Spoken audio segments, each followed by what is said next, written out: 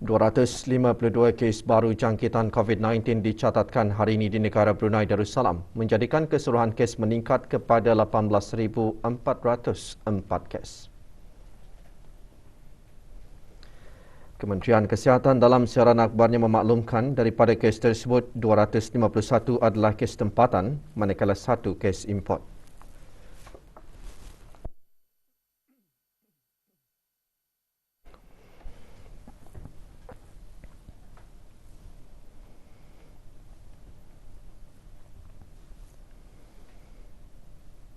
Sementara itu, 2,073 kes aktif keseluruhan direkodkan setelah 51 kes sembuh dicatatkan, menjadikan jumlah keseluruhan kes sembuh 16,229. Manakala 3 kes dalam kategori 4 yang memerlukan bantuan oksigen dan di bawah rawatan rapi.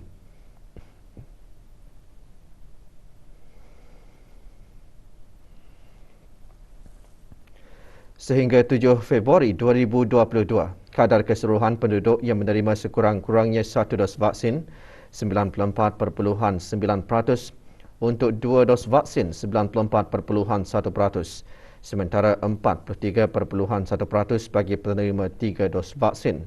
Dalam pada itu, tidak ada denda kompaun dikeluarkan bagi sekatan pergerakan yang dijalankan dari pukul 12.30 malam hingga 4 pagi.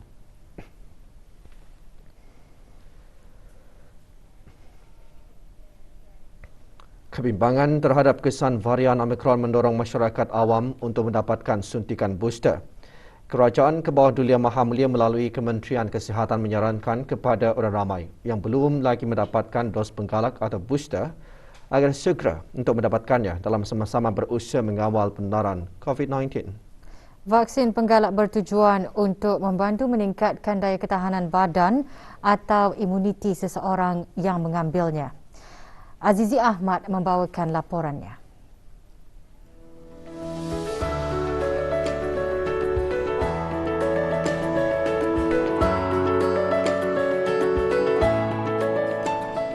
Jadinya bis kita di luar sana disarankan untuk menggalakkan ahli keluarga serta orang-orang di sekeliling Oda untuk mendapatkan dos penggalak. Bis kita bolehlah membuat tempahan melalui aplikasi Blue Health atau secara walk-in di mana-mana pusat vaksinasi. Ia dapat mengurangkan kadar jangkitan supaya orang-orang yang seperti kanak-kanak dan orang-orang yang tidak boleh mengambil COVID vaksin dapat terlindung daripada jangkitan. Meningkatkan pelindungan maksima vaksinasi yang ada dalam badan kita ni. Ia dapat melindung kita dari ancaman varian yang baru, iaitu yang sekarang yang kita gunakan, iaitu varian Omicron. Vaksinasi merupakan langkah yang paling efektif untuk melindungi diri, orang yang tersayang dan juga masyarakat di sekeliling dari kesan bahaya wabak COVID-19, terutama varian Omicron. Suntikan dos penggalakan atau booster ini adalah selamat dan meningkatkan antibodi penyusul kepada kalangan orang dewasa. Mengambil booster ni adalah satu tindakan yang bijak demi untuk keselamatan negara Brunei Darussalam dan juga orang-orang yang tersayang lah. Untuk meningkatkan lebih kuat kita punya imun. So bagus untuk kesehatan kita, untuk pencegahan lah makna. So apabila kita kena tidak terlalu parah. Ianya adalah baik bagi untuk sama-sama kita ni melindungi diri di samping kita ni berdoa, berzikir dan amalan-amalan lain. Memandangkan COVID pada masa ini tidak akan berakhir. Kita ni harus ikutlah, patuhilah daripada seranan-seranan Kementerian Kesihatan. Pengambilan suntikan dos penggalak atau booster mampu meningkatkan tahap perlindungan diri setiap individu.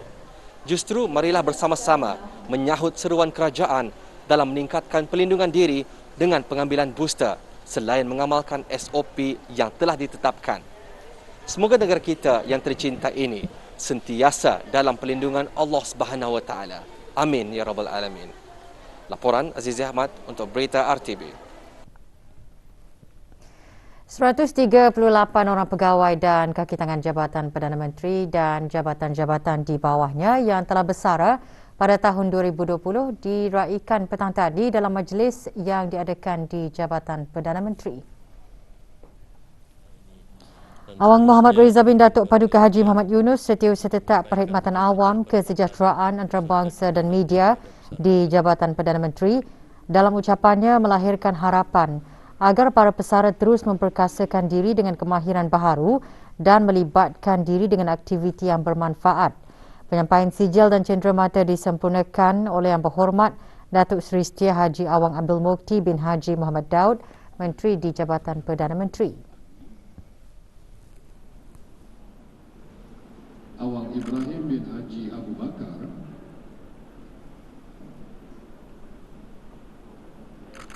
Pangeran bin Haji Zain. 165 liter darah berjaya dikumpul semasa kempen derma darah yang diadakan di Stadium Negara Hassan Al-Bolkiah hari ini. Kempen dianjurkan oleh mahasiswa Universiti Brunei Darussalam yang sedang menjalani Discovery Year di bawah Majlis Belia Brunei dengan kerjasama tabung darah Hospital Raja Isri Pengiran Anak Saleha. 55 individu menyertai kempen tersebut, antaranya Yang Berhormat Dayang Khairunisa binti Awang Haji Syari, Ahli Majlis Mesyuarat Negara. Ramai dialulukan untuk berdarah dengan mengunjungi Hospital Raja Isri Pengiran Anak Saleha atau tempat-tempat kempen berdarah diadakan. Maklumat lanjut mengenai acara-acara kempen berdarah boleh diperoleh melalui Instagram @bloodbank_repass. Bilangan mualaf yang berdaftar di negara ini kian berkembang. Bilangan tersebut bertambah lagi dengan Majlis Pengislaman bagi seorang lelaki berbangsa Yoruba di Pusat Dakwah Islamiah Kelmarin. Baba Tundi Abiodun Fatai berumur 27 tahun, kini dikenali sebagai Awang Abdul Fatah.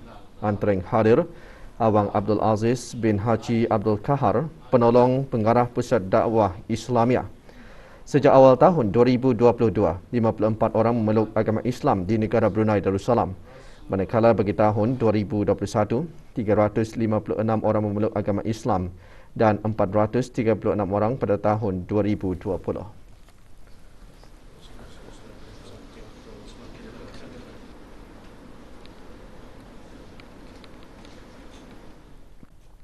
Negara Brunei Darussalam masih berada dalam monsun timur laut. Keadaan cuaca aktif selalunya berlaku pada waktu petang dan malam hingga ke awal pagi. Keadaan cuaca aktif diramalkan berlaku bermula malam ini hingga 13 Februari 2022 disebabkan oleh pembentukan awan hujan yang aktif di kawasan negara. Hujan dan hujan berpetris sekali-sekala dijangka berlaku dengan angin kencang meningkat sehingga 45 km sejam semasa atau dekat hujan lebat. Keadaan laut pada amnya berombak di paras sedikit dan boleh mencapai ke paras sederhana sehingga 1.2 meter. Risiko tinggi berlakunya banjir kilat terutamanya di kawasan-kawasan rendah dan mudah banjir serta di kawasan berdekatan tebing sungai semasa hujan lebat yang berlanjutan lebih dari 1 jam dan semasa kejadian air pasang. Kejadian tanah susur dan pokok tumbang juga boleh berlaku semasa hujan dan keadaan berangin. Orang ramai terutama para pemandu di jalan raya dan juga para pelaut dinasihatkan supaya sentiasa peka dengan ramalan, nasihat dan amaran cuaca terkini yang dikeluarkan oleh Jabatan Kaji Cuaca Brunei Darussalam dan membuat perancangan yang bersesuaian untuk keselamatan semua.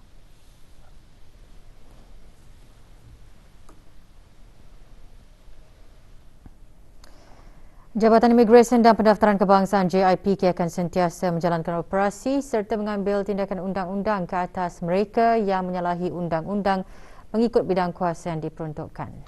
Bagi mana-mana warga negara asing di negara ini yang melakukan kesalahan akan diambil tindakan dan jika sabit kesalahan akan dihadapkan ke mahkamah, dipenjarakan dan diusir ke negara asal dan mana-mana nama-nama mereka disenarai hitamkan. Ini berikutan operasi tumpas JIPK 10 dan 11 2022 pada 7 Februari yang menyasarkan 9 buah premis perkhidmatan cuci kereta di daerah Brunei dan Muara, daerah Blyth dan daerah Temburong. Hasil pemeriksaan di ketiga-tiga daerah mendapati 19 lelaki warga negara asing melakukan beberapa kesalahan di bawah Akta dan Peraturan Imigresen Penggal 17. Sementara operasi tumpas JIPK-12 2022 dilakukan di kawasan premis bangunan kerajaan di Mukim Bangar pada 7 Februari lalu mendapati seorang pekerja asing didapati tinggal lebih masa di negara ini setelah PAS Immigration mansuh. Manakala dua lagi pekerja asing bekerja menyalahi jawatan. Kesemua mereka dibawa ke bahagian penguatkuasa undang-undang, Jabatan Immigration dan Pendaftaran Kebangsaan untuk siasatan lanjut.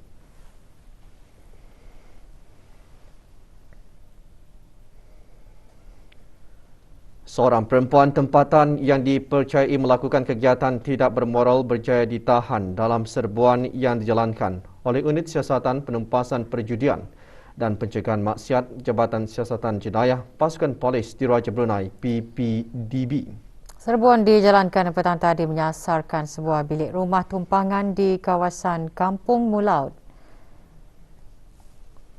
Suspek berumur 41 tahun dan tidak mempunyai sebarang pekerjaan telah menginap di bilik penginapan tersebut sejak 3 hari yang lalu. Semasa pemeriksaan dilakukan, beberapa bahan bukti ditemui seperti telefon bimbit, wang tunai serta peralatan yang digunakan bagi penyalahgunaan dadah. Suspek kemudian segera dibawa ke Hospital Raja Isteri Pengiran Anak Saleha bagi menjalani ujian saringan COVID-19 dan ditahan di Balai Polis Seria bagi menantikan keputusan ujian saringan sebelum siasatan dijalankan.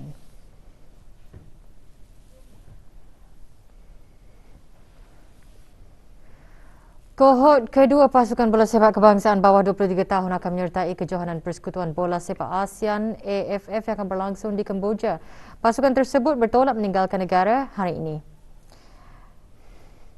Pasukan bola sepak kebangsaan diketuai oleh Haji Adi Suhardi bin Haji Muhyiddin selaku pengurus pasukan. Latihan secara maya diadakan sejak Ogos tahun lalu sementara latihan padang dengan mematuhi garis panduan yang ditetapkan bermula tahun ini. Perlawanan pertama menentang Kemboja dijadual pada 14 Februari ini.